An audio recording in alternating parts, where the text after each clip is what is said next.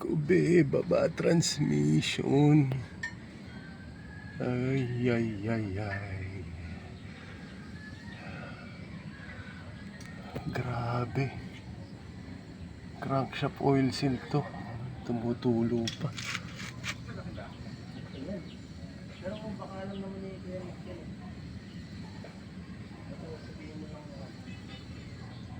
Ay, ay, ay. Naglalangis ang transmission.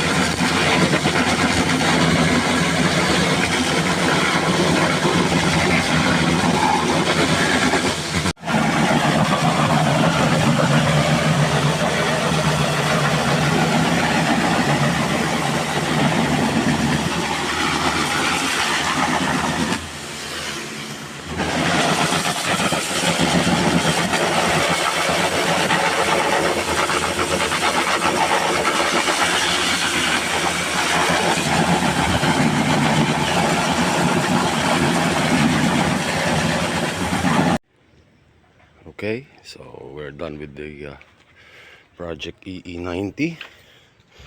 So first thing that was done here was the wiring. So we had the wiring fixed. Ayoko na nakakalat yung wire. Then we had the radiator cleaned. We replaced the bumper corner lights. Also replaced the tail lights. As you can see, it's hard to find that red and amber tail lights. Also, we had the steering rack replaced. So there you go, it's brand new. We got it from Banawe in Good Friend Auto Shop. We replaced the clutch lining. We checked on the leak. We pulled out the oil pan yesterday.